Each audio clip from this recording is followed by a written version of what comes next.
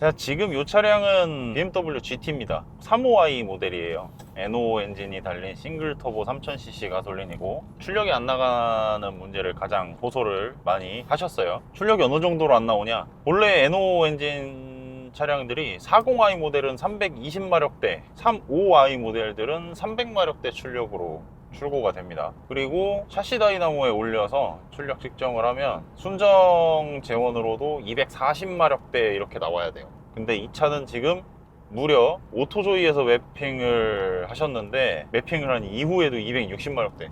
오토조이 대표님 인스타그램이 제가 팔로우가 돼 있어요. 게시글을 봤었는데 이거 마력이 왜 이래? 이랬거든요. 다이나모 그래프를 보고. 근데 그 차가 나한테 올 줄이야.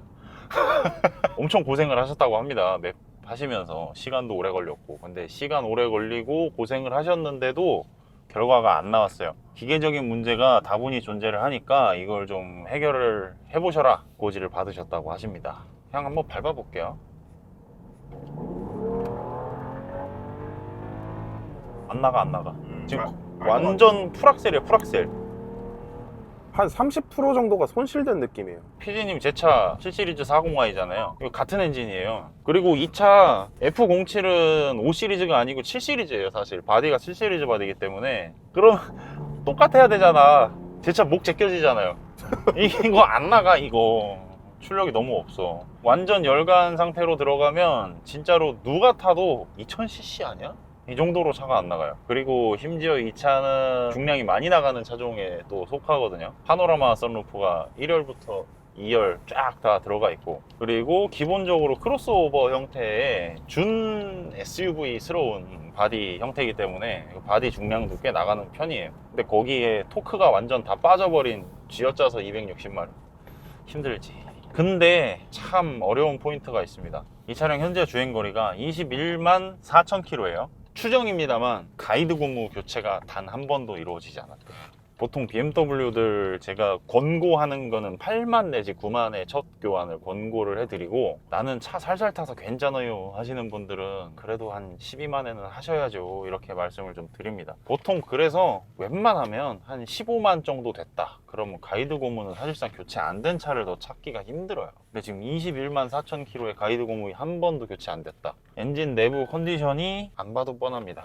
이 영상 저 영상 하면서 여러 번 아마 언급을 했던 부분일 거예요. 오일 소모가 되는 엔진은 컨디션이 좋을 수가 없다. 카본이 점점 퇴적이 되고, 퇴적된 카본이 실린더에 끼고, 실린더에 끼다 못해 피스톤 위를 뒤덮고 밸브를 뒤덮고, 이 밸브에 낀 카본들이 퇴적되다 어느 순간 딱 타버리면 밸브에 빵꾸도 나고, 하여튼 좋을 일이 없다 이렇게 좀 설명을 드렸었던 부분인데, 지금 아이들링 상태에서 진동도 꽤 있고요. 지난번에 차주분께서 직접 차를 가지고 내방을 해 주셨을 때 제가 내시경 검사도 해봤었는데 실린더 자체는 상태가 나쁘지 않았어요. 그래서 피스톤 링에 껴있는 카본을 케미컬로 제거를 하는 그런 과정을 거치고, 가이드실은 전체 교환, 그리고 가능하면 헤드를 탈거를 해서 밸브 전체 클리닝 작업하고, 그리고 랩핑까지 전부 다 맞춰서 최대한 컨디션을 한번 끌어올려 볼 생각입니다. 주된 출력 저하 요인으로는 키로수가 많은 N5 엔진, 거의 뭐 고압펌프가 노화된 결과라고 보여지고요. 그리고 두 번째는 오일 소모된 키로수가 상당히 많기 때문에 아마 촉매에도 안 좋을 걸로 생각이 됩니다. 아무튼 그래서 이 놈은 총체적 난국인 상황인데 한번 잘 풀어가 보도록 하겠습니다. 하체도 닳을 거고요. 인젝터 싹 다 해야 되고요. 인젝터 지금 보정 편차가 분명히 존재하고 있어요. 근데 사실 지금 좀 일정이 촉박해서 신나게 해야 될 것 같아요. 그래서 스킵되는 부분이 조금 생길 것 같은데 그 부분은 조금 양해를 미리 한번 부탁드립니다. 아무튼 뭐 결과만 좋으면 되는 거 아니겠습니까? 자, 그럼 한번 가보시죠.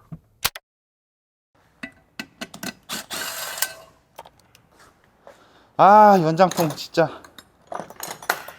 일단 엔진 내려놓고 연장통부터. 이거는 정리가 아니고 클리닝이 맞는 것 같아. 폭격 맞았네요, 이거. 아, 폭격 맞았어. 세게 맞았죠.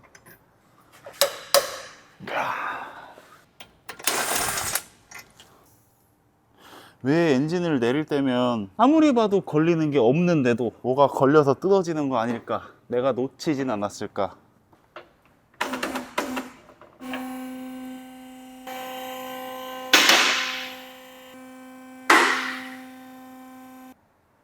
아, 크다. 직렬 6기통 3000cc에 터보차저 달린 패키징인데 내 8기통보다 더 커. 멋진 엔진을 만들려고 얼마나 많이 노력을 했겠습니까? 그러다 보니까 헤드가 계속 두꺼워지고 헤드 커버도 계속 두꺼워지고 주변 전장 액세서리 이런 것들의 사이즈가 커지면서 전체적인 패키징이 커지게 된 결과예요. 근데 커졌어도 이거 그대로 구형 바디에 스왑이 가능하다. 제가 나중에 한번 246이나 239의 이 NO를 얻는 거를 한번 보여드릴게요 라고 말만 해보겠습니다. 근데 이거 엔진 혼자 내리는 게 너무 아무렇지 않게 하시는데?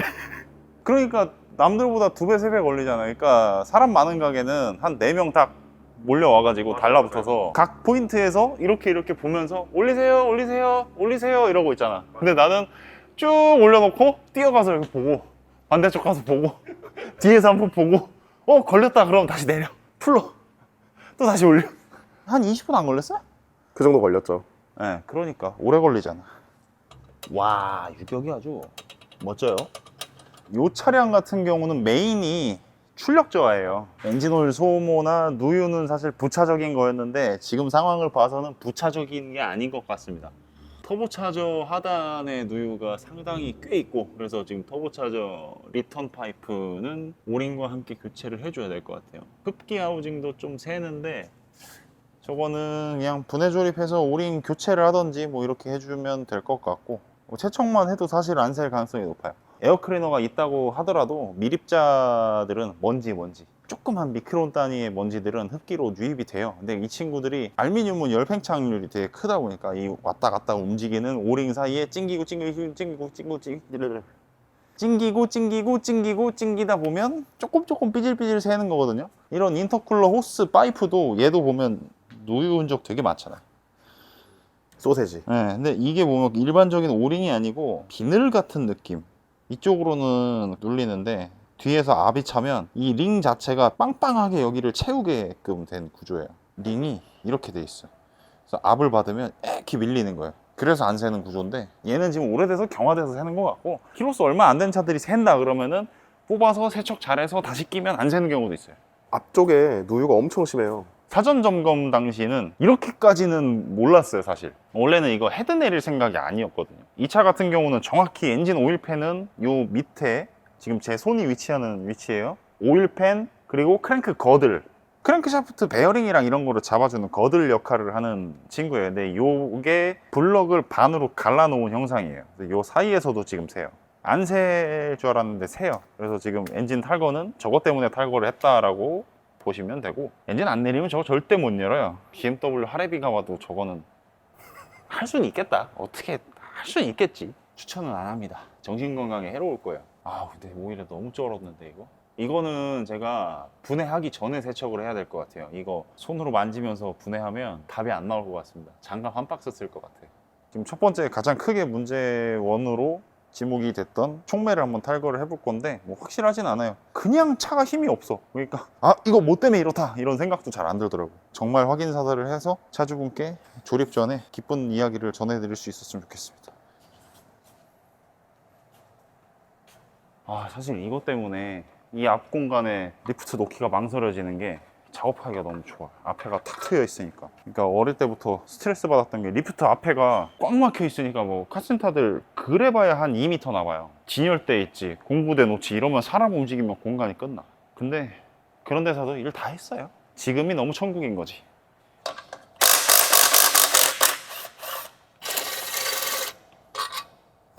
오케이.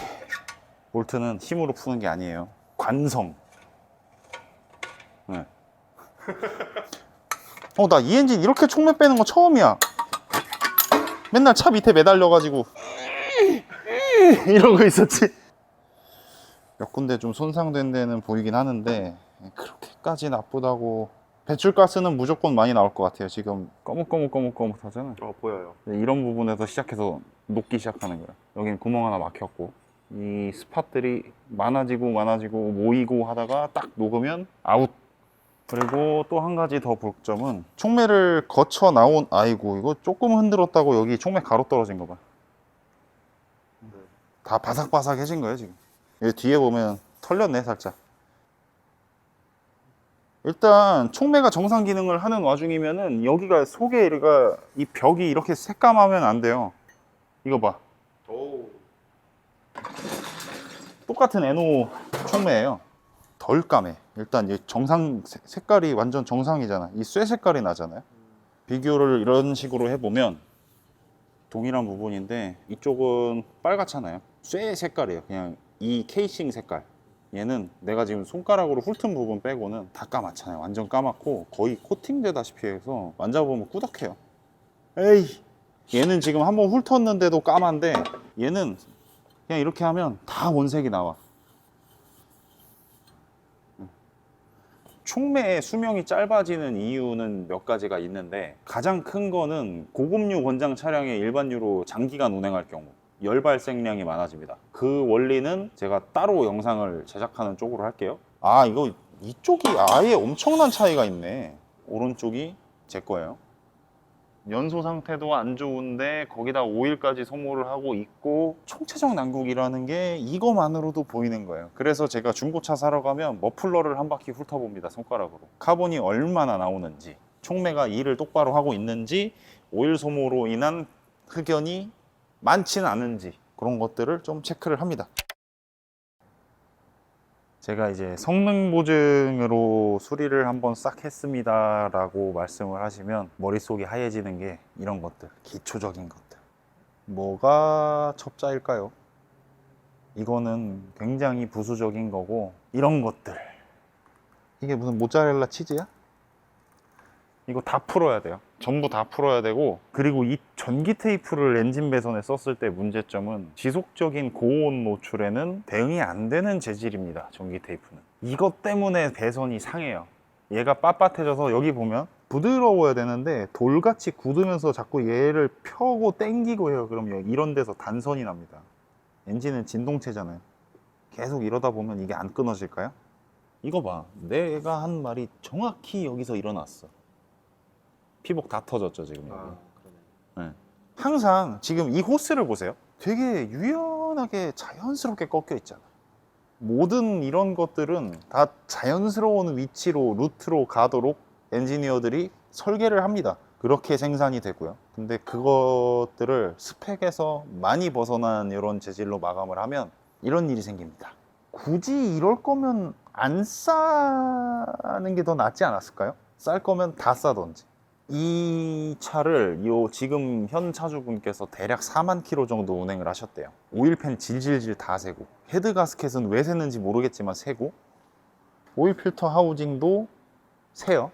많이는 아니지만 아무튼 새요. 이 엔진에서 발생할 수 있는 누유는 다 발생해서 지금 현재 진행이 되고 있어요. 단 4만 킬로 만에.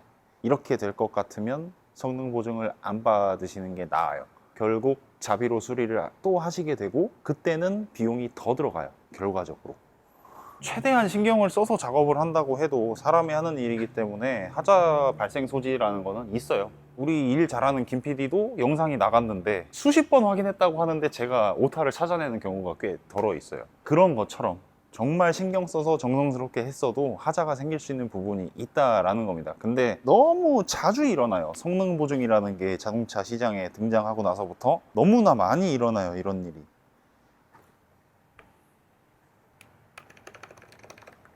안 조여져 있어?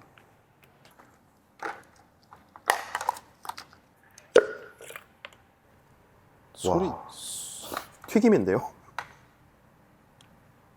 와, 오일 가득 찼네. 얘도 교체.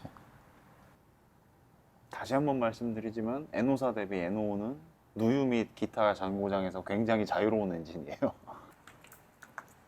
지금 오일압 스위치도 엄청나게 누유가 있어요. 교체 대상. 배선 또 흡기 매니폴더랑 오일 필터 하우징 사이에 배선이 찡겨서 이게 플러스 워터펌프 구동 라인인데 이거 불날 뻔했네.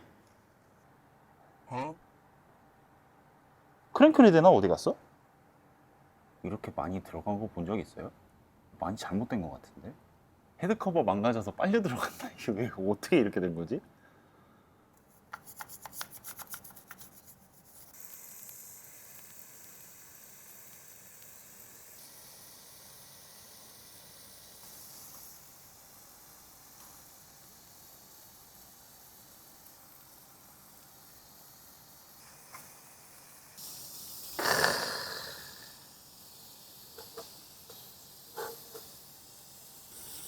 제가 봤던 엔진 중에서 꽤 많이 심한 편에 속하네요. 아, 그곳에서도 보기 힘든 수준이다. 그 많이 하는 곳에서도. 평생 작업했었던 엔진들 중에 가장 심했던 걸 꼽으라고 하면 내가 탔던 740iL 00년 9월 25일 생산된 그 차. 컵으로 5개인가 나왔어. 스크래퍼로 한 숟갈 떴는데 이건 한번 모아봐야겠다 그러고 컵에다 모으기 시작했는데 프론트 케이스에서만. 얘는 뭐 이빨도 안 났지, 걔랑 비교하면. 그런 거 한참 안 보다가 딱 보니까 대단해 보이는 것뿐 얘는 이빨도 안 났어요.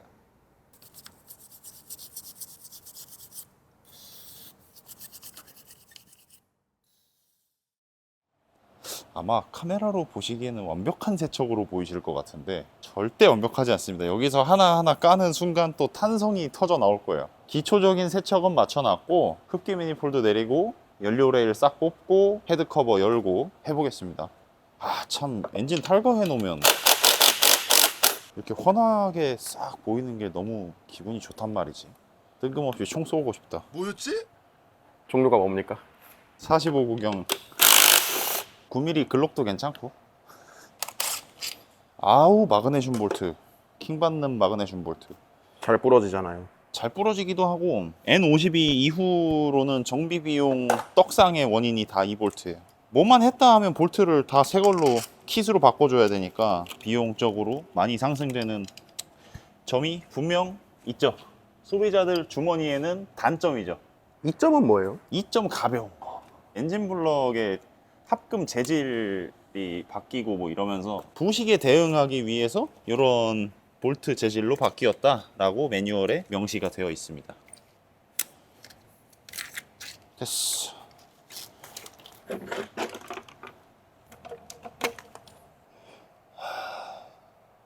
이거 이슈 또 떼야 되는데. GT가 일반적인 후륜 에노 차들과 다른 점. 뭐 일단 사륜 달렸고요.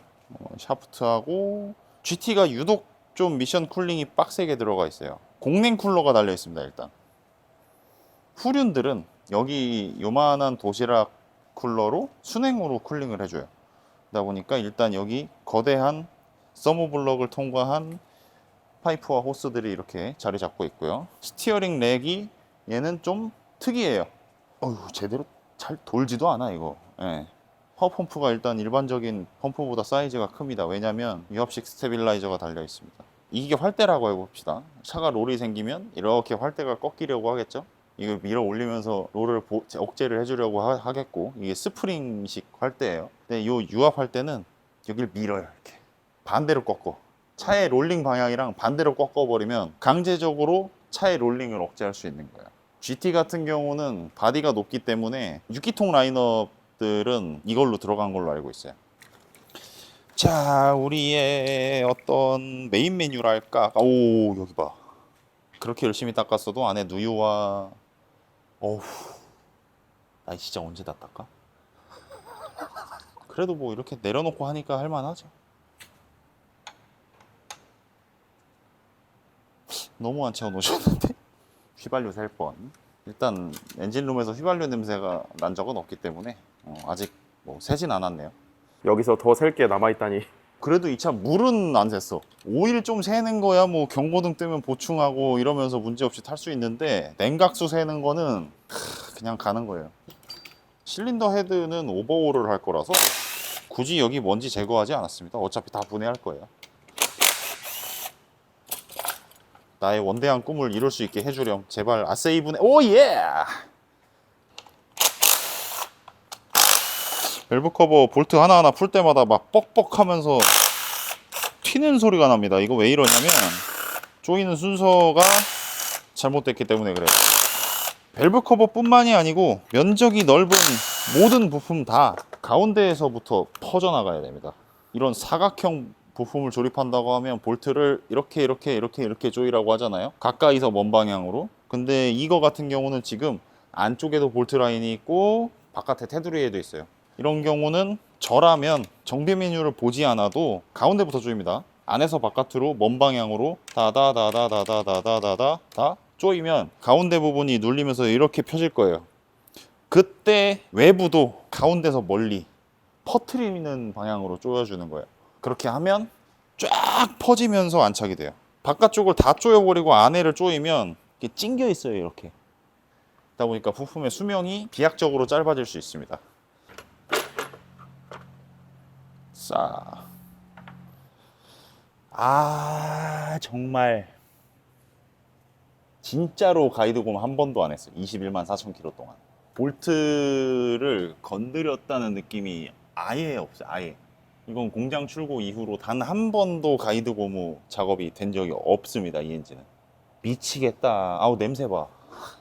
그래서 스페셜 툴, 여기 있는 이 스프링, 이게 장력이 어마무시하게 셉니다. 사람 손가락으로 절대 못 꺾어요. 그래서 잡아 놓고 볼트를 풀어서 살포시 꺼내주는 그런 툴이에요.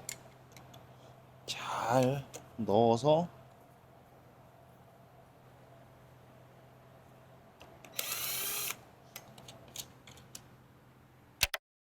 엔진에서 터보 차저를 분리를 했습니다. 충격적인 것을 하나 보여드릴 건데, 오일 연소로 인해서 생긴 카본입니다. 와, 쏟아지는 거 보이세요? 덩어리로 막 쏟아져요. 거의 무슨 우리 디젤차 흡기 클리닝 할 때 파는 그런 거 같이. 이게 무슨 결과를 초래할 수 있냐면, 터빈 휠에 날아가서 때려가지고 터빈이 나갈 수도 있어요. 그런 사례가 있어요? 있어요. 실제로 본 적이 있어요. 내가 직접 작업한 차는 아닌데 터보를 뜯어놓은 걸 봤죠. 분명히 터빈 휠이 뭐에 맞았고 그래서 바란스가 틀어졌는데, 헤드를 딱 봤더니 이렇게 덩어리가 있는 거야. 아니, 가동 중인 엔진에서 쇳조가리가 날라올 수는 없잖아요. 쇳조가리가 날라왔으면 밸브가 깨졌던지 뭐 그런 상황일 거 아니야. 다 말짱해. 그러면 이거밖에 없죠. 이거 되게 딱딱합니다. 이거 맞으면 아플걸? 이런 것들이 지금 막 나오고 있고, 터보차저가 이상이 있는지 없는지 체크도 할 겸 일단 이 액추에이터 교체할 거고, 이 미친듯이 떨고 있는 이 플랩도 교체를 해줄 거예요. 지금 이 안에 보면 상당히 놀고 있어요. 원래도 유격이 조금은 있는데 지금 이 교체용으로 준비해 놓은 플랩 보면 얘도 유격은 있어요. 근데 얘는 좀 많이 놀아요. 차이가 심하네. 요게 이제 소음 발생의 원인이에요. 애매하게 가속하고 있을 때, 요건 뭐 아이들링 상태에서 동전 떠는 소리가 납니다. 근데 안 날 수는 없어요. 왜냐? 신품도 유격이 있으니까. 근데 많이 날 수는 있겠죠. 많이 나면 짜증나니까 수리를 하는 거고. 뽑는 김에 액추에이터도 같이 교체를 한번 해줄 거예요. 진공 방식으로 요 플랩을 잡아 당겨서 닫아주는 타입이에요. 이 안에도 다이아프램 판막이 들어있는데 얘도 같이 고온을 받는 친구다 보니까 분명히 얘도 내구성이라는 게 정해져 있을 거라는 거지. 그래서 새 것입니다. 훨씬 부드러워. 그래서 요거까지 같이 교체가 될 예정이에요. 근데 이 플랩 축은 크게 유격이 없어요. 유격이 많은 건가요? 신품을 봅시다. 아, 확연히 적네. 바꿔야겠습니다. 일단 이걸 돌려볼 건데,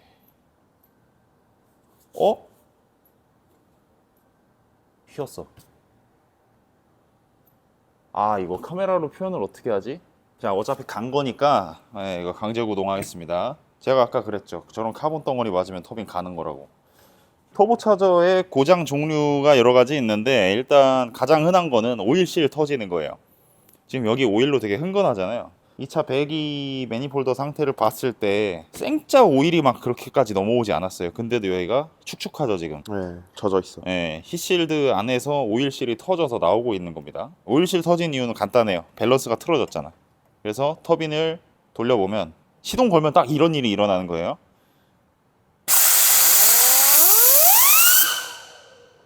와.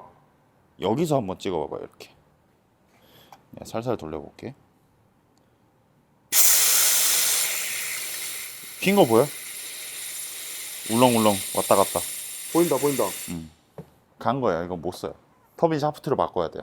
단순히 터빈 샤프트가 휘지 않았으면 베어링이랑 실만 교체해서 오버홀이 가능해요. 근데 얘는 지금 샤프트가 휘었기 때문에 터보차저의 메인 부품이 죽은 거예요. 엔진으로 치면 크랭크 축이 휜 거예요. 근데 지금 보면 얘 공장에서 나올 때도 수율이 좀 안 좋았어요. 얘 깎아낸 게 엄청 많이 깎아냈거든. 근데 이게 왜 나는 그라인더로 깎아낸 것 같지? 아, 이거 참.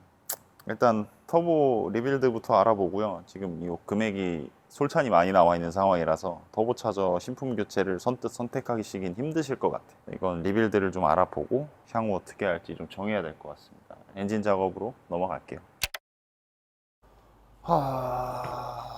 뭐가 많이 바뀌었습니다. 뭐였지? 절대적인 스케줄 및 시간 및 기타 등등으로 차라락 해서 지금 이렇게까지 작업이 되어 있고요. 헤드 쪽에서 탈거한 친구들이랑 바노스 솔레노이드 2개, 벨브트로닉 쪽 부품인데 얘가 이제 캠 양정을 제어해주는 역할을 해요. 메뚜기라고 많이 부르고 생각보다 유격도 다 없고 너무 말짱말짱한 상태예요. 얘가 벨브트로닉 모터인데 그닥 이상은 없는 것 같습니다. 인젝터도 생각보다 잘 뽑혔고 다만 요거 다 카본입니다. 긁으면 쏟아져요. 지금 이제 헤드 탈거를 한번 해볼 거예요. 헤드 탈거해서 딱 뒤집어 까면은 우와 할 게 나올 것 같아. 아니 얘는 무조건 새 써야만 한다고 생각했을 정도로 무조건 새 거라고 생각했는데 얘는 말짱해요. 의외로. 하우징 탈거해야 되는데 전에 어느 분께서 여기 아우디 볼트를 박아 놓으셨어. 똑같은 건 아닐지라도 좀 상식적인 볼트로 바꿔서 조립을 하려고 합니다. 많이 젖어 있죠.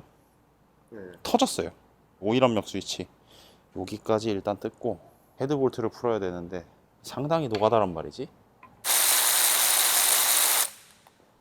528i였어요. 528i N52. 이것도 같은 핏줄의 엔진이니까 같은 패밀리니까 요 볼트들 있잖아요. 그 중에도 필터 하우징 아래 딱 꼽혀 있는 요놈, 이놈이 대가리가 지 혼자 부러져 가지고 풀악셀 고RPM에만 오일이 새고 시동 걸어 놓으면 안 새고 몇 시간을 시동을 걸어 놓는데 오일이 안 나오는 거야. 타고 나가서 주행을 한번 하고 오면은 조금 흘러 있고 도저히 이상해서 그때 같이 일하던 친구한테 야 운전석 타봐 그러고서 차를 리프트에 올리고 RPM 올렸다 내렸다 계속 해보라고 했는데 뚜루룩 떨어지고 뚜루룩 떨어지고 그래서 차를 다시 내리고 위에서 보면서 풀악셀 해봐 그랬는데 오일이 쫙 쏘는 거야. 야, 저 새끼 평생 안 까먹겠죠 아마?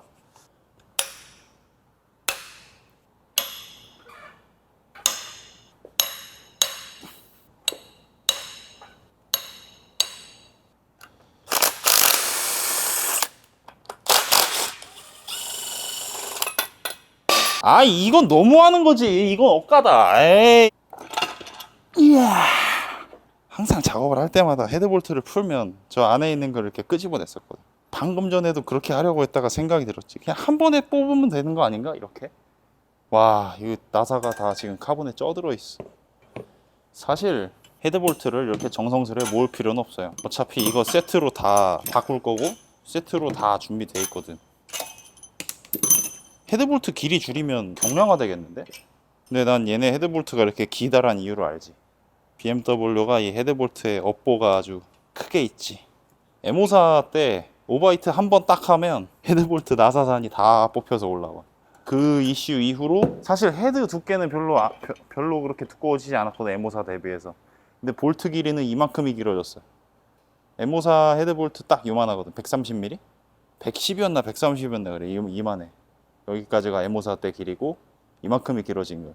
기본적으로 알루미늄이라는 거는 강성이 그렇게 뛰어나지 못해요. 시대가 변하고 최고급 좋은 알루미늄이 개발이 되고 마그네슘이 어떻고 뭐 둘알루미늄이 어떻고 저떻고 해도 결국 알루미늄은 알루미늄이에요. 자, 일단 피스톤 상단은 믿을 수 없을 만큼 깨끗합니다. 근데 이 주변 여기랑 너무 대비되잖아요.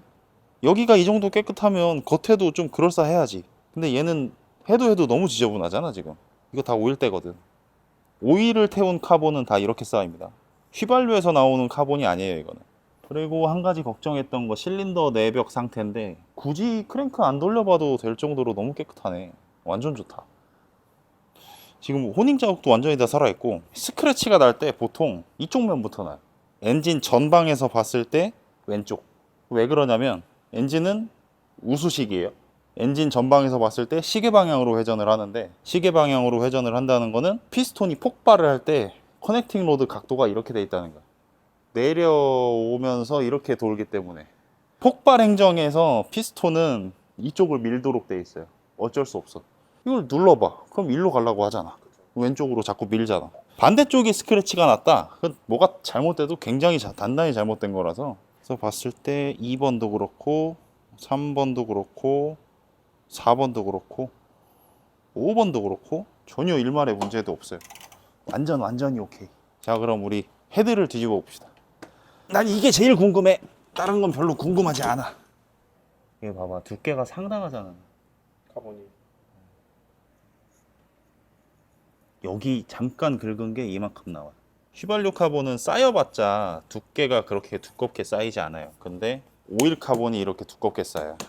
그래서 가급적 가이드 고무는 제때제때 교체를 하시라고 하는 거예요. 헤드 열 때마다 가이드 고무만 얘기하잖아. 그거밖에 할 말이 없는 게 아니고 그거밖에 할 말이 없긴 하네. 일반적으로 유지보수의 관점에서 가장 중요한 거예요, 이게 사실상.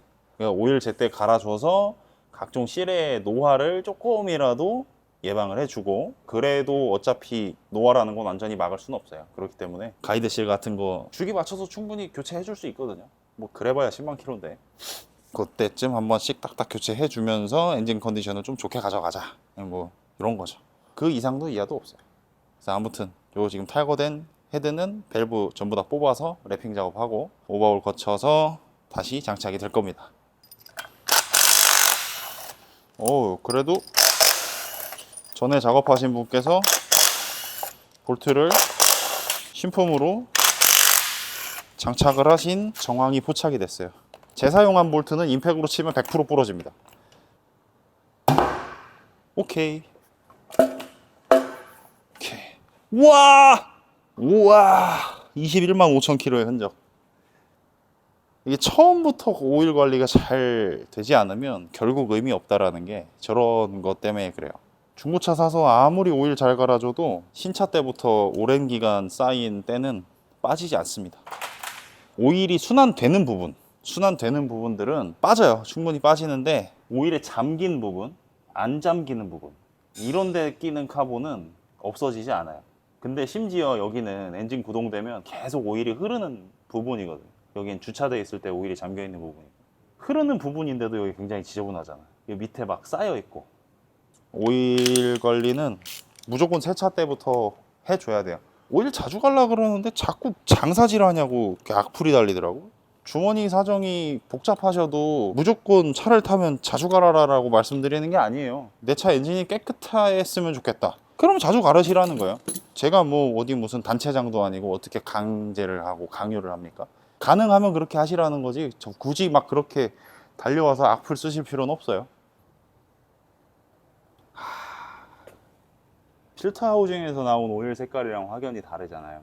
N52 때부터 계속 종특인데 여기는 엔진에서 순환이 되던 오일이고 얘는 그냥 썩어 있던 오일. 그래서 신차 때부터 오일 잘 갈아줘야 된다는 거예요. 가슴에 손을 얹고 내 차들은 5,000km 넘기는 적이 진짜 웬만하면 없어. 아이 더러워. 지금 이 친구는 오일 펌프 스트레이너예요. 스트레이너이면서 윈디지 트레이.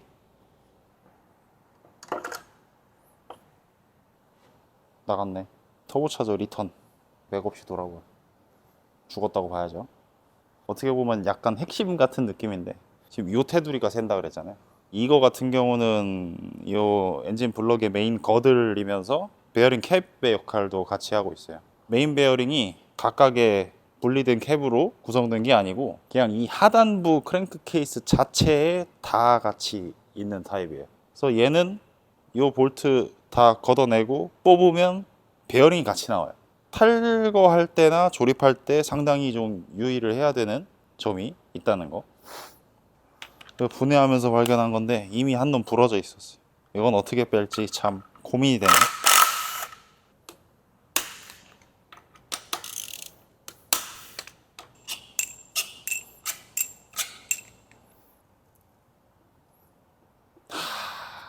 접착제가 붙어 있으면 이렇게 쉽게 안 짜게질 텐데 뭔가 쩍 하는 소리도 나면서 막 그래야 될 것 같은데 맥없이 들려버리네.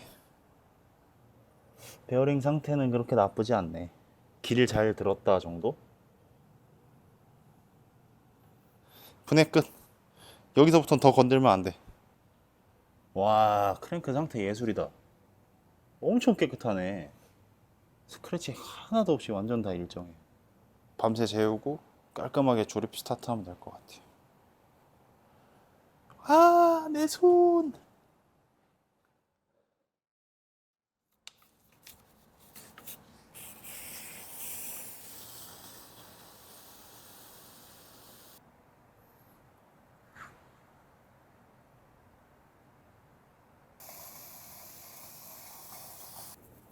이거 안 끝나겠는데요? 그래서 부품 세척할 때 무슨 생각하는지 알아? 아무 생각을 안 한다. 뿌리고 닦고, 뿌리고 닦고. 자꾸 생각을 하게 되면 지금 이것을 멈추고 싶다는 생각이 들기 때문에 부품을 세척하는 장비도 있지만 우리가 그런 걸 쓸 수는 없는 작은 가게이기 때문에 겸허하게 받아들이고 파츠 클리너 한 통 더 깔아 가야겠다.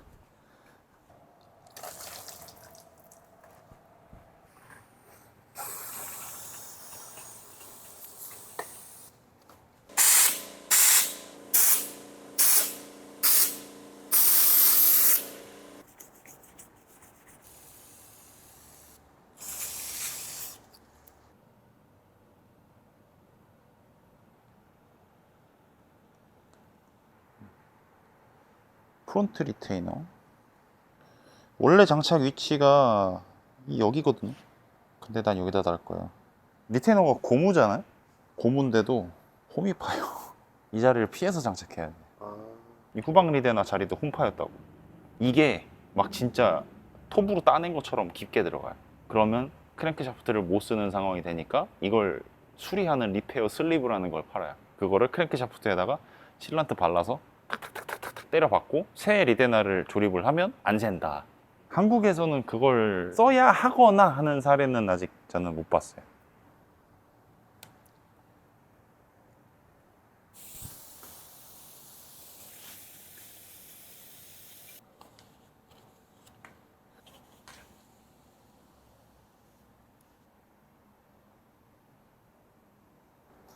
무거운 얘기인데 지금 대한민국 정비업계의 가장 큰 문제, 여러분들은 지금 크랭크샤프트 메인 베어링을 보고 계십니다. 제가 여기서 손가락 하나 딱 까딱하면 이 베어링 빼서 교체할 수 있거든요. 근데 왜 교체를 안 하는지 아세요? 제가 그걸 교체를 하면 불법이라서. 이렇게 분해를 했을 때 이걸 교체를 하면 좋죠. 당연히 좋은데 여기까지가 저희한테 허락된 작업 범위예요. 여기서 제가 커넥팅 로드 볼트 하나 풀거나 이거 하나 손가락 까딱해서 건들면 불법이거든요. 여기 이 빨간 약을 바르는 이유는 이걸 건조하게 그냥 조립했을 때 베어링들을 취급을 잘못하면 어떻게 되는지 뭐 다 알아요. 다 압니다. 저도 경력이 그만큼 있고 다른 사장님들도 다 아세요. 뭐 여러분들이 얼굴을 충분히 아실 법한 분들도 이런 거 어떻게 하는지 다 아세요. 근데 못 하시던 거예요. 지금은 다들 이제 합법적으로 하실 수 있는 근간을 마련하셨는데 왜 못 하는 걸까요? 이게 법의 테두리 말고 논리로 이해가 될 수 있으면 좋을 것 같은데 저는 아직도 이해하지 못했습니다. 카센터에 처음 발을 디딘 게 14년 전, 15년 전이거든요. 그때부터 지금까지 이해를 하지 못했어요. 덮어야지 뭐 어떻게. 아, 이거 오랜만에 보네. 자, 얘는 색깔이 이래가지고 스틸인 것처럼 보이지만 얘도 알루미늄. 이걸 한참 뒀다가 하는 이유는 이 볼트도 알루미늄이기 때문에 다다다다닥 넣고 토크렌치 다다다다닥 당기면 액상이 퍼지는 시간보다 볼트가 늘어나는 속도가 더 빨라요. 조금 알아서 퍼질 때까지 좀 뒀다가 볼트도 두 번, 세 번에 나눠서 조일 겁니다. 한 번에 안 하고. 개선품이네. 다 반짝이 볼트잖아. 버린 거. 문제가 있었나 보다. 아니, 문제 있었지. 이거 한 번도 뜯은 적 없는 엔진도 볼트 막 대가리 부러져서 오일팬에 떨어지고 그랬었어. 누유 작업 때문에 저 오일팬을 내렸는데 안에서 이 볼트 대가리가 나오면 오일팬은 내렸던 거 덮고 엔진을 내리는 거. 어차피 거기서 오일팬 덮고 조립해봐야 얼마 안 가서 오일이 줄줄 셀 테고. 그러면 아 근데 그런 거를 이제 소비자는 굳이 몰라도 되는 지식인데 정비사가 전달할 때 되게 좀 난처하겠네요. 그렇지. 오일팬 작업하면 흔히 후륜 기준으로 멤버 내리는 공임, 오일팬 작업하는 공임, 엔진 오일, 뭐 이런 볼트, 가스켓 뭐 이런 거 해봐야 뭐 한 100만 원 하려나? 100만 원인 줄 알았는데 갑자기 견적이 400, 500이 되면 소비자 입장에선 뭐 잘 모르시니까 이 구조에 대해서 잘 모르시고 이런 종특에 대해서 잘 모르시기 때문에 충분히 오해할 수 있는 소지가 있지. 아무튼 뭐 개선품이라는 거는 좋은 겁니다.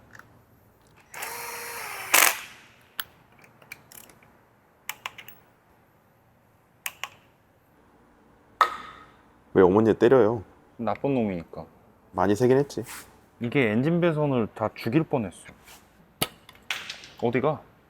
그렇게 한 방에 날아간다고? 정비는 진짜 손절의 연속 같아요. 방금까지 멀쩡하게 블록에 달려있던 친구가 한순간에 버려지고.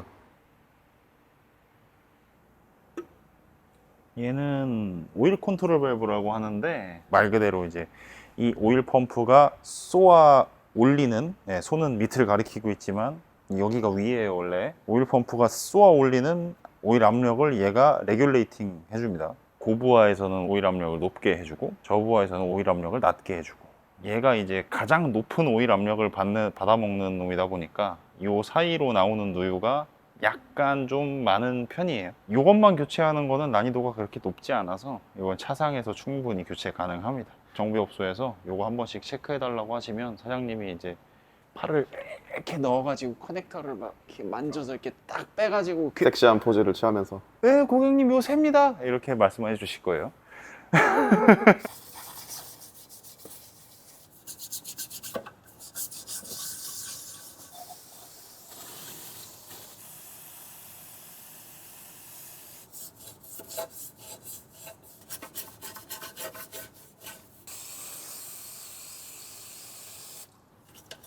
이래서 부품 세척기가 있어야 돼. 이런 데가 솔이 이거보다 작으면 들어가겠지만 디테일링 세차처럼 솔을 20가지 준비해 놓고 할 수는 없으니까 부품 세척기 광고 노리고 한 멘트 아닙니다. 아니 당당해지세요. 아니 난 아직 잔악계가 되고 싶지는 않아. 인생 돈이지. 아주 좋았어요. 잘못됐네. 방금 멘트에 대해서 자괴감이 든다. 뉴 가스켓.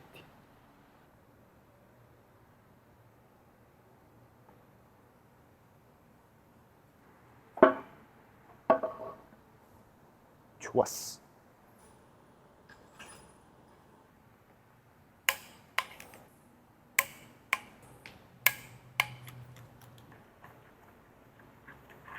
카본이 뿅 하고 올라왔네. 이거 뭐 뿌리는 거예요? 카본 녹이는데 특화된 거품? DIY를 많이 해보신 분들은 아마 핑크색 뭐 일본어 써있는 그 스프레이 통에 든 이런 비슷한 거를 사용해 보신 적이 있으실 거예요. 이걸 왜 지금 여기다가 이렇게 대량 분사를 하냐면 링 틈을 타고 구석구석 내려가요. 카본을 좀 이렇게 불게 하는 성질이 있는 약이니까. 지금 이거 봐봐. 곡물 나오는 거 보여? 곡물? 장갑으로 몇 번 쓸어도 이렇게 곡물이 나오잖아. 이렇게 이 상태로 방치를 해두면 카본이 느슨해져요. 이 약품 같은 경우는 오일까지 다 녹여버리는 약이고 하다 보니까 이제 조립 전에 실린더에다가 오일 칠 조금 해주고 크랭킹 좀 몇 번 하고 하면은 파닥파닥 하면서 힘겹게 시동이 걸립니다. 한번 걸리고 나면은 붙어있는 카본 때들이 떨어져 나와요. 그리고 실제로 압축 압력이 좋아져요. 피스톤 링 랜드에 카본이 껴서 압축 저하가 조금이라도 있었다 하는 엔진들은 저 약품 사용하게 되면 티가 납니다. 저거 덕을 많이 봤지. 자, 이게 이렇게 해서 재워두고 그동안에 헤드 만들어서 얹으면 됩니다. 또 신나게 또 닦고 또 닦고. 그러니까 정비는 약간 설거지의 직업이 아닌가. 카본 제거 약품을 부어놓고 하룻밤이 지났어요. 손으로 문대면 다 없어집니다. 무리하게 피스톤을 박박 긁고 하지 않아도 제거가 다 된다. 일단 이 액상을 제거를 하고 실린더를 싹 다 닦아내고 실린더에 윤활 처리를 해줘야 됩니다. 링 속에 들어있는 카본도 지금 이렇게 똑같이 불어가지고 피스톤이랑 실린더 벽 사이에 이게 찡겨 있다고 생각하시면 돼요. 피스톤이 움직이면서 실린더에 스크래치를 내는 걸 방지를 해줘야 되니까 구석구석 채워서 최대한 좀 빨아내줄 수 있게. 피스톤 상단에 연소실 내에 카본이 끼게 되면 뭐가 안 좋아지는지. 뭐가 안 좋아질까요? 밀도? 뭐 어떻게 보면 그것도 맞을 것 같아. 카본 입자가 이게 양이 생각보다 꽤 많이 돼요. 1cc든 2cc든 이 연소실 최적의 변화를 가져오고, 카본은 피스톤이 아니고 헤드가 아니잖아요. 그냥 겉에 붙어있는 때일 뿐이에요. 그리고 고밀도 탄소이기 때문에 불이 붙을 준비가 되어 있어요. 그런데 얘네가 불이 붙으면 온도가 굉장히 높아요. 그리고 열점이라는 개념이 있어요. 열점은 뭐냐면 지금 여기 보면 이게 직분사 엔진이고 밸브 개폐량이 상당히 크기 때문에 밸브 포켓이 파여져 있습니다. 밸브와 피스톤의 접촉을 막기 위한 이 포켓이 가공이 되어 있는 거예요. 이 가운데는 직분사 엔진이기 때문에, 그리고 연소 효율을 높여주기 위해서 컨버스천 챔버입니다. 이것도 연소실이에요. 이 피스톤 상단에 연소실 모양이 가공이 되어 있고, 근데 여기 보면 되게 모서리 뾰족하게 튀어나왔잖아요. 네네. 이 부분, 이 부분, 이런 것들이 열점이 될 수 있어요. 튀어나온 부분. 넓은 면보다는 이런 뾰족한 면이 열을 더 받기 좋다. 그리고 카본이 냉각이 잘 안 돼요, 당연히. 펑펑펑 할 때마다 새빨갛게 달궈져 있다가 저게 노킹을 유발해요. 노크라는 거는 종류가 진짜 많은데 ECU가 생각한 대로 연소가 되지 않으면 다 노킹이에요. 그러니까 휘발유가 딱 뿌려지고 나서 압축 행정이 끝나갈 때쯤 스파크가 탁 튀기면서 정해진 연소가 일어나는 게 건강한 엔진인데, 그걸 방해한다는 거죠. 휘발유 뿌렸을 때 압축하면서 카본에 생긴 열점 때문에 미리 폭발이 일어나면, 그리고 여기 보면 지금 연소실 공간이 파여 있다고 했잖아요. 근데 여기서 땅 터지는 게 아니고 여기서 터져봐. 여기부터 팍 누르면서 시작이 되잖아요. 그러면서 피스톤이 껐떡하면 이게 노킹입니다. 이거는 가장 대표적인 예고, 노크의 종류도 상당히 많아요. 이렇게까지 들어가면 좀 너무 헤비해지니까 다음 장면으로 넘길게요. 자체 트랜지션. 솔 어디 갔지? 와, 피스톤에 QR코드 보인다. 얘는 더 많아. 와우. 뭐였지? 어?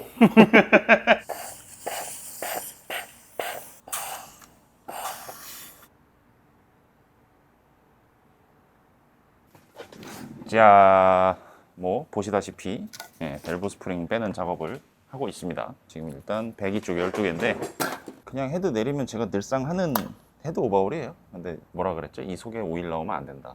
근데 나오고 있죠? 철철 나와. 새 공기가 계속 유입이 되는 통로기 때문에 흡기 밸브는 냉각도 잘 되고. 확연히 배기 쪽보다는 경화가 많이 일어나진 않는데, 배기 쪽은 보면 와, 또 세척해야지, 신난다.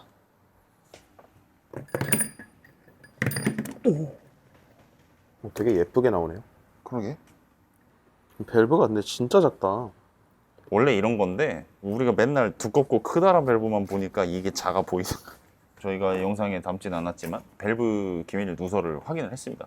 에어건으로 포트에다가 대고 불어서 새는 게 있는지 체크를 맞춰놨어요. 근데 배기 쪽은 누설이 지금 확실히 보여서 어차피 원래 하려고 했지만 이제는 아예 빼도 박도 못하게 밸브 랩핑 작업을 해줘야 되는 상황인 거죠.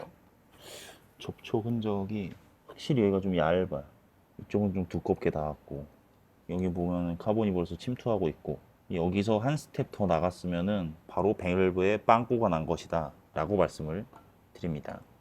뭐 별거 없네. 그렇다고 데미지를 막 입은 밸브가 있는 것 같진 않고, 그래도 확인은 해보자.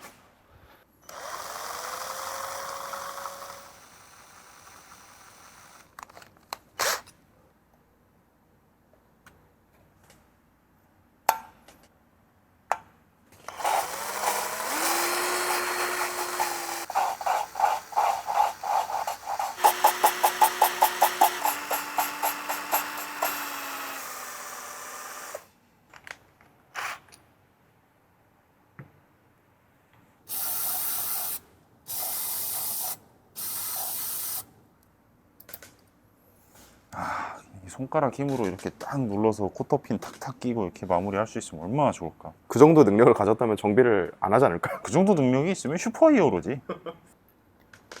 아니, 안 되는 걸 알면서도 꼭 한번 해본다. 이 남자들 수명이 짧은 이유.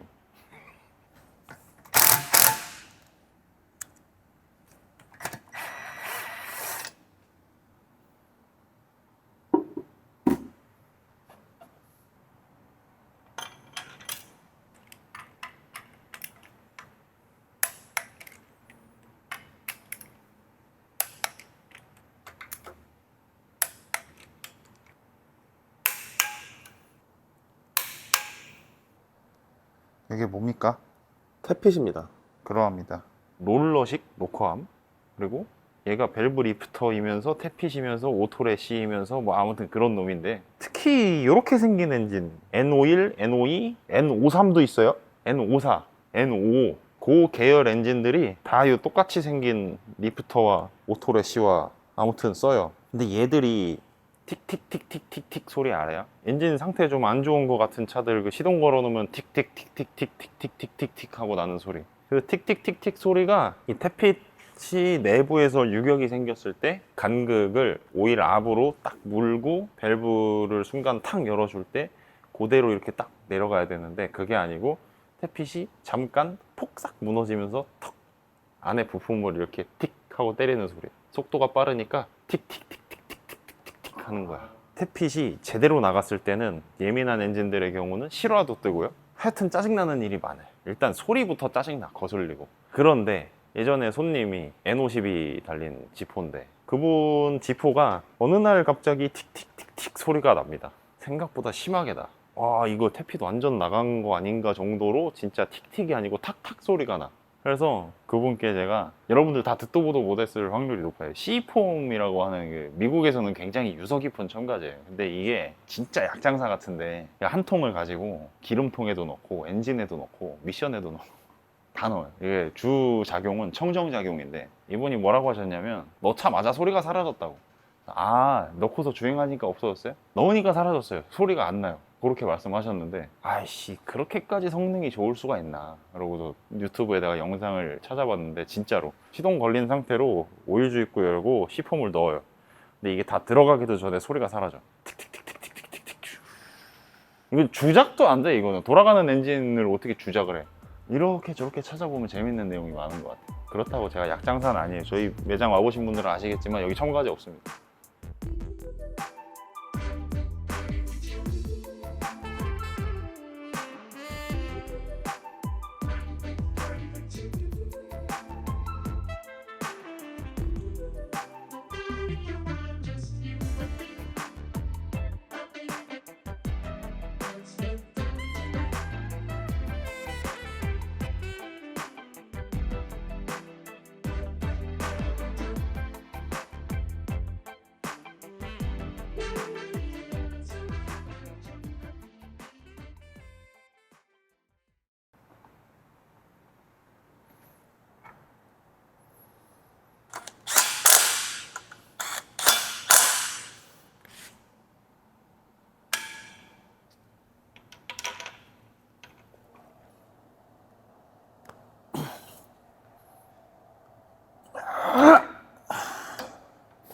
자, 이번 사건의 가장 큰 범인?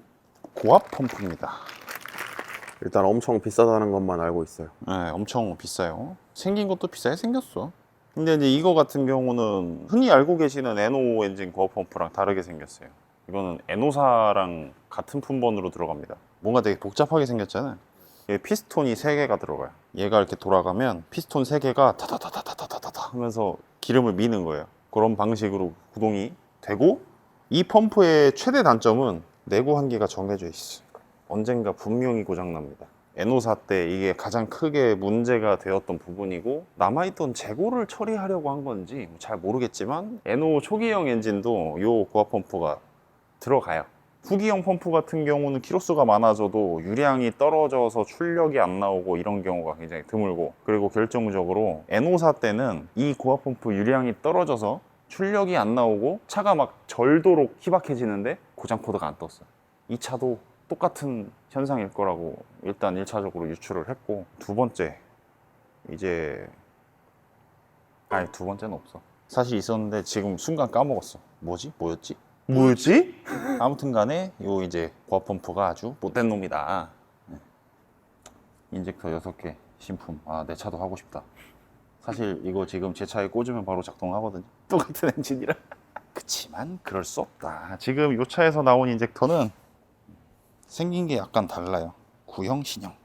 생산 일자 11년 6월 8일, 출고 일자 11년 6월 10일. 엔진이 만들어질 때쯤 만들어진 친구예요. 사실 지금 뭐 실화라든지 뭐 다른 이상은 없는데 노후 교체입니다. 노후 교체. 교체해주면 체감이 무조건 오는 아이템 중에 하나예요. 실패하는 적이 없어요. 인젝터 가격이 조금 비싸긴 한데 6발이니까 그냥 넉 잡아서 20만 원 잡고 120 작업 공임이랑 어쩌고 하면은 한 150 되겠죠? 인젝터 같은 경우는 이제 6발이 서로 편차가 없어야 돼요. 물론 ECU에서 보정을 해주겠지만 편차가 없는 쪽이 엔진 필링이 당연히 부드럽습니다.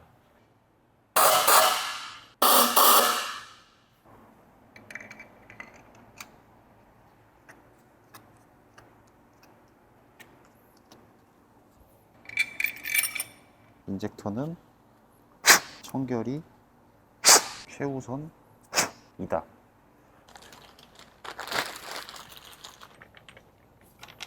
그리고 참 아쉽게도 가스켓 접촉면에 실리콘을 투여해야 하는 상황이 있습니다.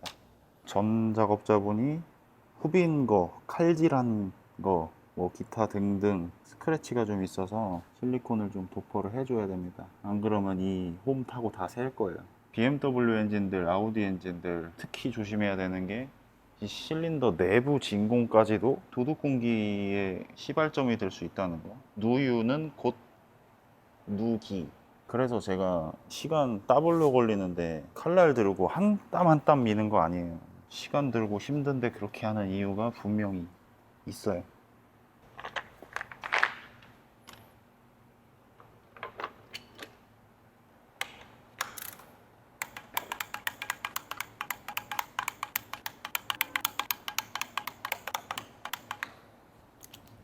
엔진 오일 캡입니다. 신품, 고품, 고품, 신품. 일단 고품 버려요. 왜 바꾸냐면 얘 좀 더 짱짱하게 잡아주라고. 그리고 가장 중요한 거, 엔진 전방에서 마크가 딱 이렇게 보이게. 자, 봐봐요. 무슨 말인지. 이거 사고야. 이거 사고야. 뒤집어졌잖아. 절대 안 돼. 와, 이렇게 꼽아야 돼. 진짜 꼭 어마어마하다 지켜야 돼. 진짜. 여기 보면 되게 좀 뭐랄까, 접촉부된 부분만 눌렸다고. 그리고 얘도 지금 보면 오일기가 다분히 있잖아요. 얼마 안 하거든요. 몇만 원이에요. 몇만 원.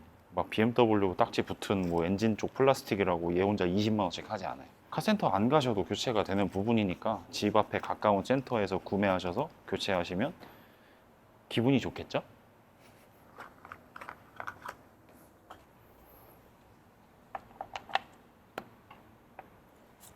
캠 센서는 마그네틱이에요.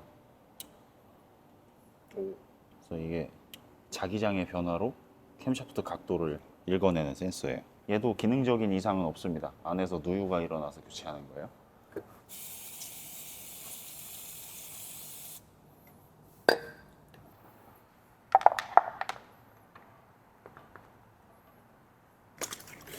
주막 코일을 원래 거를 껴드릴까 했다가 제 임의로 이걸로 바꿉니다. M 코일. 뭐가 더 좋아요? SO에 순정 들어가는 코일이 가장 최신 버전 코일이에요. 제조사가 델파이고. 그 외에 내 차도 이거 꽂았잖아. 당신 차도 이거 꼽혀 있잖아요. 그런가요? 전 주인이 이걸로 갈아 놓으셨더라고요. 서비스입니다. 서비스. 제가 뭐 중고 부품에다가 돈 받고 그러지 않아요. 아, 이거 내 차 이거 또 B58 코일로 바꾸고 싶은데 옛날에 내 스승님이 그러셨어. 뒤져야 끝나지. 목숨이 붙어있는 한 안 끝나 이거. 네, 절대 안 끝나. 원래 빠르고 원래 좋은 차 사라고? 그 원래 빠르고 원래 좋은 차 사도 다 튜닝 하더라고. 그랜저 XG에 트윈 터보 달아서 타던 사람 지금 M5 사가지고 터빈업 하고 있고 안 끝나요. 진짜 내 스승님 말이 딱 맞다니까. 아유, 뒤져야 끝나지. 귀신 뭐에나 저런 거 안 잡아가고. 그분은 이걸 보시자마자 아실 거예요. 나구나. 올 것이 왔다. 이거 까맣게 있고 오늘 엔진 올려야지 하고 있었어. 혹시 239 M5에 관심 있으신 분은 절찬리 판매 중입니다. 자세한 내용은 제 인스타그램에 있습니다. 어디서부터 시작해야 되냐 이거. 뭐야 이게? 껌 같은 게 막 이렇게. 얘도 지금 경화돼서 쪼개지기 시작해가지고 이것도 테이핑 살짝만 할게.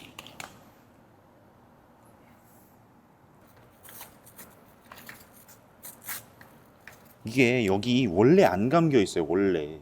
근데 이걸 지금 전기 테이프를 감아서 여기를 다 찌덕찌덕 이렇게 만든 거야.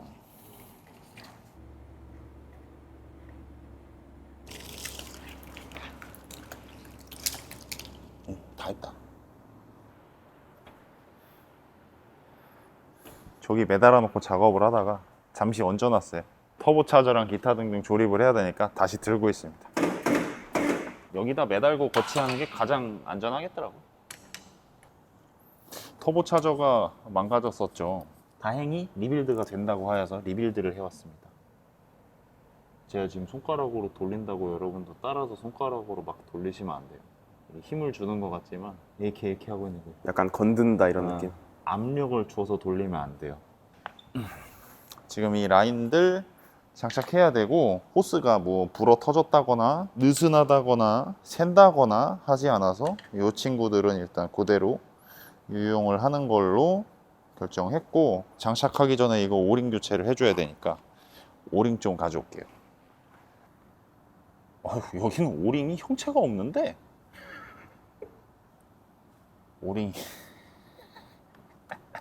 오.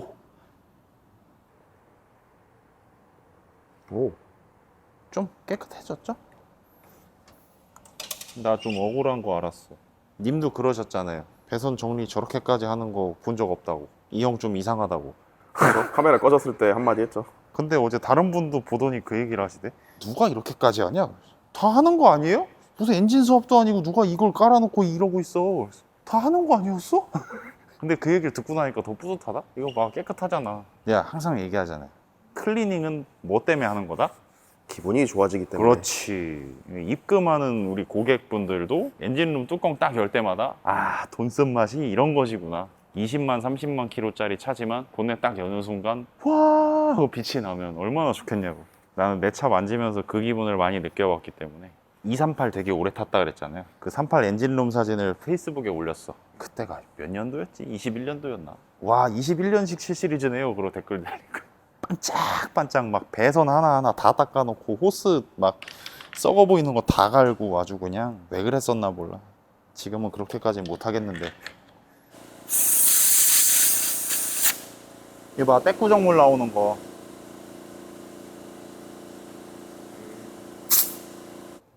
배송 실수가 있었나. 너트로 살살 조이면 다 충분히 쉽게 펴질 부분이라서 크게 걱정 안 합니다.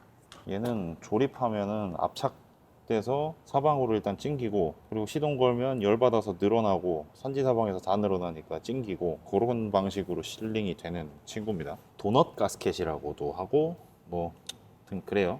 그래도 안전장치는 하나만 하자. 거의 이거는 뭐 무적이거든. 똥색 매니폴더 가스켓의 이거 조합은 이건 이길 수가 없어.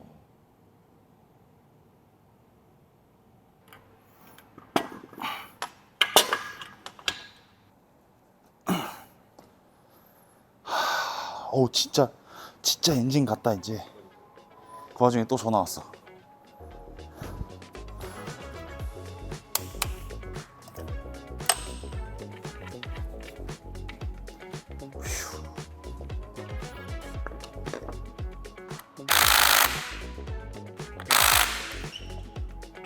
와, 이게 진짜 엔진 모양이다. 다 된 것 같은데 하면서도 하루 종일 걸리고 이틀 걸리는 게 엔진 작업인데, 이 차는 진짜 힘들었어요. 좀 일이 많아서 힘든 게 아니고 할 수가 없으니까 너무 힘든 거예요. 막 마음도 힘들고 머리도 힘들고. 그래서 이번 주에 4분인가 5분인가 명절 지나고 오시라고. 이거 안 끝내면 정신병 걸릴 것 같은데.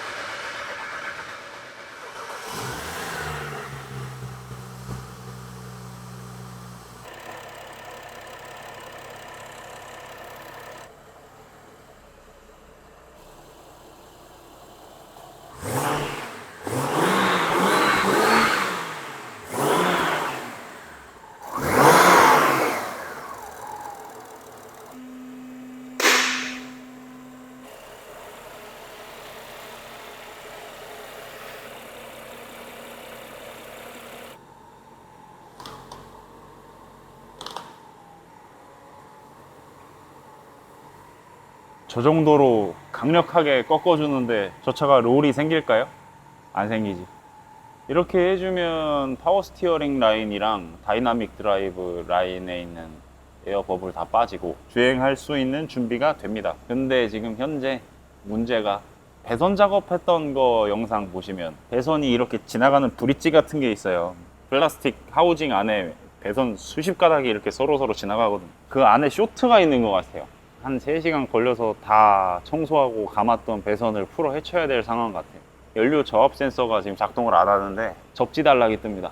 그리고 흡기 바노스 없었던 코드인데 아마 이게 타이밍이 조금 넘어가 있었거나 하면서 좀 숨겨져 있던 코드인 것 같아요. 엔진 체크 등이 동반된 적이 없거든요, 이 차 시운전하면서. 바노스 관련은 체크 등이 들어와요, 무조건. 밸브트로닉도 무조건 들어와요. 왜냐면 엔진 출력에 관계가 있는 거고, 얘들이 폴트가 발동해서 페일 세이프 모드로 들어가면 출력이 안 나오거든요. 출력 제한을 거는 모드이기 때문에 무조건 간에 엔진 체크가 들어와야 돼요. 이거는 제가 뭐 진단기를 안 돌려서 처음에 몰랐다 이런 상황이 아니고, 폴트가 안 떴던 건데 지금 떴다. 전에 N63도 한번 이랬는데 폴트가 없던 차고 오일팬 작업을 했어요. 저는 항상 오일팬 작업을 하면 정량보다 1리터 더 넣거든요. 오히려 빨리 올라오라고. 다시 빼서 버리는 한이 있더라도. 근데 지금 얘도 정량이 6리터일 거야. 7리터 부었거든. 이게 뭔 말이냐면 유압이 받쳐주기 전에 간당 뭐 숨을 잡고 있던 바노스가 가버립니다. 이 차까지 한 3번째 당하는 것 같아요, 지금. 하자 처리반 입장에서는 언제나 변수라는 게 존재해서 그 변수를 예측 못한 제 볼차리죠. 제가 짬밥 부족이라고 생각합니다. 뭐 어쨌거나 연장 잡은 것도 제가 한 거고, 엔진 내린 것도 제가 내린 거고, 분해한 것도 제가 한 거고, 그럼 그 시점부터는 문제가 생긴다면 제 문제라고 저는 생각을 합니다. 남 탓해봐야 이루어질 게 없어요. 해결될 것도 없고. 홀가분하게 추석 명절을 맞이하고 싶었는데 망했습니다.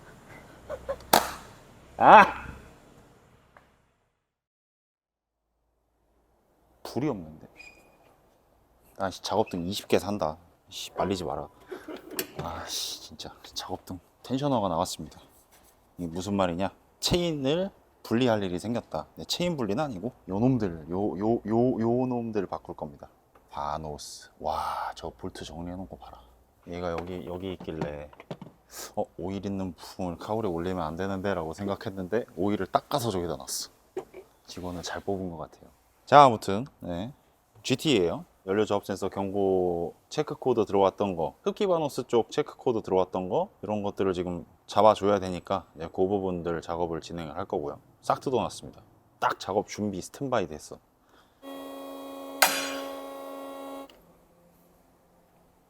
스탑. 내려갔어? 네. 오케이. 1번 상사점 고정하고 내립시다.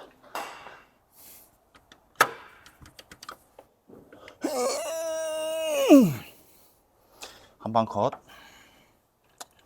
제가 BMW는 좀 초보라서 BMW 몇 대 안 만져봤거든요. 무슨 소리예요? 진짜 헛소리예요. 작업성은 진짜 좋아. 그치만 죽었는걸요? 새 거 가져올게요. 신품. 누가 보면 쿠팡에서 시킨 줄 알겠어. 쿠팡이요, 쿠팡. 쿠팡에 팝니다, 저거. 쿠팡에 바노스를 팔아요? 비싸요. 정품. BM 바노스는 약간 그런 거예요. 바꾸지 말 거면 절대 바꾸지 말고, 바꿔야 되면 제발 정품으로. 플리즈 무조건 정품. AUS. 무슨 뜻이게요? 모른다 해라, 또 모른다 해라. Almost. 잘못됐다. 여기 보시면 아우스 독일어예요. 아인라스가 흡기고 아우슬라스가 백이에요. 그리고 이제 요거 천기누설인데 요거는 진짜 아는 분들이 거의 없을 거예요. 여기 볼트 구멍 주위로 조그만 구멍이 4개 보이죠? 네. 캠샤프트 쪽에도 동일하게 4개가 있어. 흡기도 있고. 저 구멍으로 엔진 오일 유압이 나옵니다. 요 엔진은 안 그래. 웬만하면 안 그래. 근데 특정 어떤 엔진들이 요 구멍 위치가 너무나도 안 맞으면 폴트가 뜨는 경우가 있어요. 진각지각이 잘 안 돼.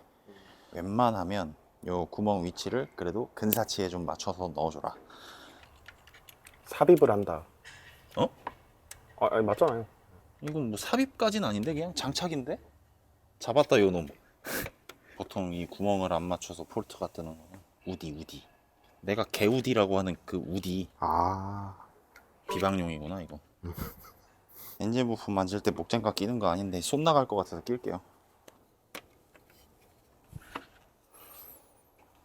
됐다. 일단 끼웠으니까 타겟 휠.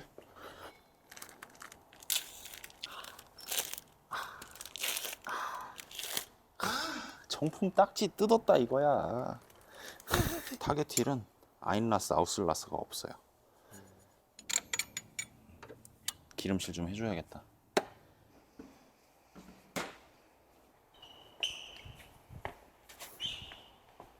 방금 되게 현란했어. 네, 스텝이 좀 쩔지. 바노스 같은 경우는 주의할 점이 여기랑 얘가 꼽히는 이 지점과 이 지점 윤활을 하면 안 돼요. 타이밍 정렬할 때 그 윤활 때문에 틀어질 소지가 있어. 가능성이 내재되는 건 절대 안 돼. 근데 볼트는 돌아가야 되잖아. 토크 잘 먹어야 되니까 이 볼트 머리 쪽이랑 나사 스레드는 그래도 해줍니다. 그리고 이 홀을 갖다가 이렇게 상세하게 설명하면 집에서 바노스를 바꾸시겠다. 약간 매뉴얼인데요? 근데 사실 이거 특수공구 살 돈이면 맡겨. 공임이랑 공구값이랑은 비슷해. 저 이게 뭐 일주일에 한 번씩 바꾸는 것도 아니고. 그냥 맡기세요. 현명하게 삽시다 우리. 나도 정비 박스에서 빌렸어. 나 다 샀잖아 그냥. 근데 왠지 이걸 다시 할 일이 내 차랑 당신 차밖에 없을 것 같아. 자, 그리고서 이제 가텐션은 뭐냐면 이게 스프링으로 눌리는 텐셔너예요. 그러다 보니까 고회전에는 체인이, 쉽게 설명할게요. 이걸 너무 다 설명하기 힘들어질 것 같아요. 이렇게 돌아갑니다. 이렇게 돌아가고, 캠샤프트는 저항체예요. 크랭크가 이 방향으로 돌아가니까 요쪽 라인의 체인이 팽팽해져요. 그럼 반대쪽 라인 체인은 느슨해진다고? 그래서 이 텐셔너가 이만큼 눌려있던 게 쭉 나오면서 그걸 보정을 해주는 거예요. 그러면 얘를 꼽고 그냥 타이밍 정렬을 하면 고회전에서 늘어진다. 그래서 가텐션을 주고 나서 합니다. 약간 공차 체결 같은 느낌이네. 약간 그 느낌이지. 실제 구동 상황에서의 환경을 조성해 준 다음에 타이밍 정렬을 한다.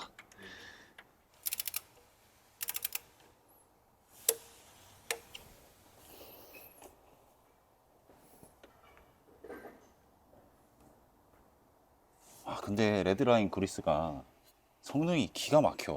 원래는 어셈블 로브를 볼트에다가 바르고 조립했었는데, 매뉴얼에도 어셈블리 로브를 바르라고 돼 있고, 걔는 쪼이다 보면은 따닥따닥 하고 걸리는 느낌이 나는데, 레드라인 거 그리스를 바르고 하면 싹 돌아가는 느낌이 기가 막혀.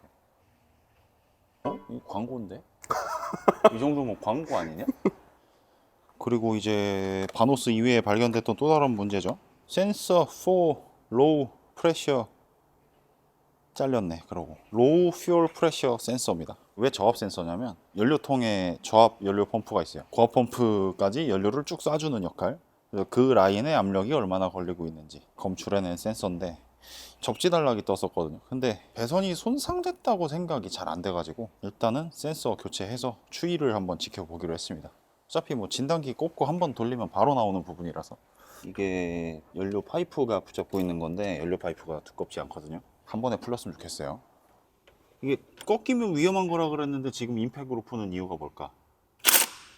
많은 분들이 잘못 알고 계신 부분인데, 얘는 비트는 힘이 센 게 아니에요. 모터가 돌아가는 속도에다가 무게추가 타격을 해주는 걸로 푸는 거예요. 만약에 이제 제가 조금이라도 쩔어 있었다, 이걸 제가 복스대로 돌려버리면 꺾어질 수도 있어요. 근데 임팩 같은 경우는 비틀어 버리는 게 아니고 다다다닥 하는 거기 때문에 순간 탁 치는 힘에 풀립니다. 그래가지고 요런 배터리를 앉아 있잖아. 이것도 열어보면 19mm에 19mm. 수입차 정비 처음 하실 때 한두 번씩은 경험을 해보셨을 거예요. 이거 스패너로 풀다가 밑에 다 박살납니다. 다 꺾여가지고. 임팩으로 땅 치면은 그냥 풀려. 그런 거. 원리. 이런 원리를 잘 파악할 줄 알아야 돼요. 어쨌건 이제 뭐가 됐든지 최대한 손상 없이 부품도 갈고 정비도 하고 하는 게 좋은 거니까 잘 가라. 넌 좋은 센서였을 거야 아마. 마찬가지로 나머지 배선 꽂아주고 흡기 유니폴더랑 헤드커버 조립하고 시동 거는 장면으로 다시 뵙겠습니다. 와, 진짜 나 이씨. 아, 이거였어? 깜짝이야. 나 뭐 하늘 무너지는 줄 알았네. 진짜 제발 사제 옵션 이런 거 제발 달지 마세요. 이 차 여기 몇 시간 떠 있었는데 슬립 모드 들어갔는데도 이렇게 열리는 거잖아.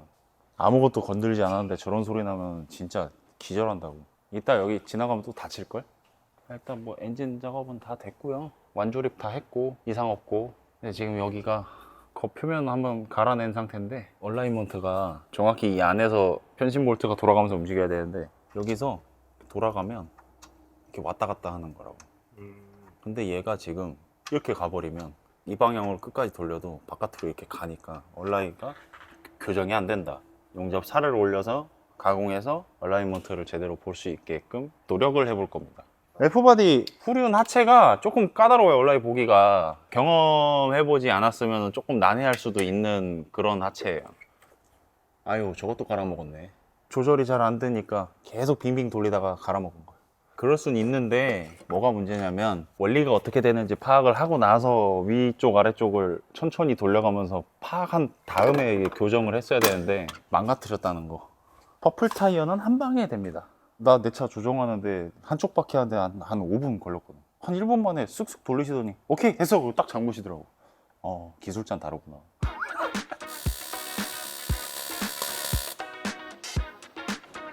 살은 올라가. 모양은 안 이쁘고.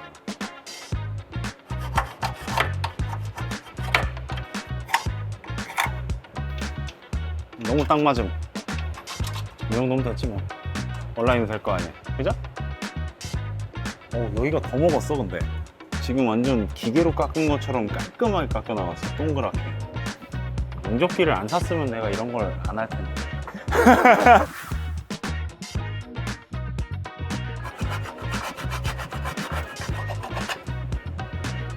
이쪽은 그래도 살짝 제거해가지고 덜하긴 한데 이게 만약 배관 용접이었으면 이거는 갖다 버려야 돼. 그때 내 차 인터쿨러 정비 박스 가서 했잖아요. 공부장님이 나보다 훨씬 잘하시니까 알루미늄 용접은. 전문 분야는 전문가한테 맡기는 게 답입니다.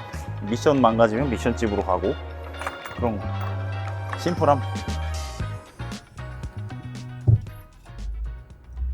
참 저희 고생 많이 시킨 차인데 잘 달린다고 이렇게 직접 보여드려야 또 그게 상도 아니겠습니까? 작업 전에 말씀드렸던 거 중에 인젝터나 이런 쪽에 불균형이 있는 것 같다, 톡톡 친다 했었는데 그거 지금 완벽하게 없고요. 잔진동은 조금 있긴 하지만 일정합니다. 되게.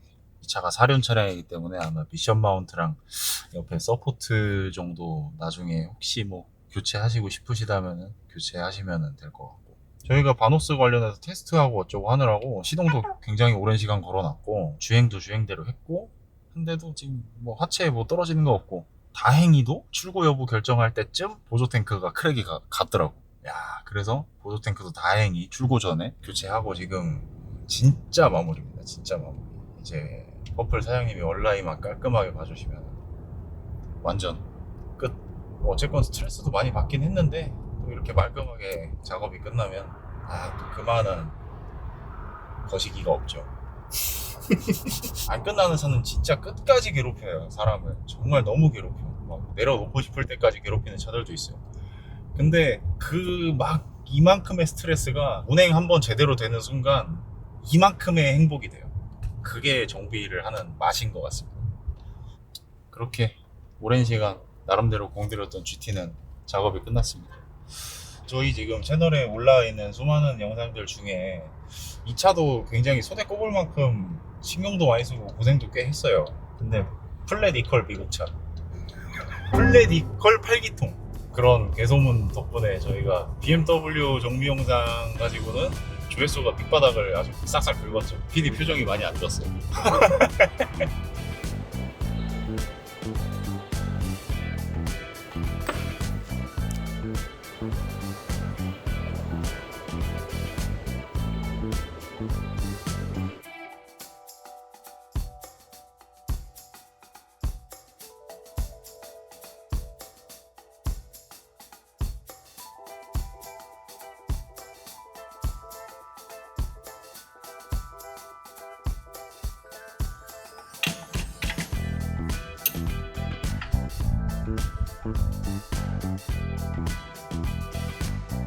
초록색. 전에 작업하신 분께서 오버토크를 조금 많이 주셔가지고 푸시느라 고생이 좀 했는데 잘 들어갔습니다. 전륜 톡 딱 잡으면 이제 핸들 일자 맞고 편안하게 끝. 마지막 작업 아니고 그쪽 가격이에요.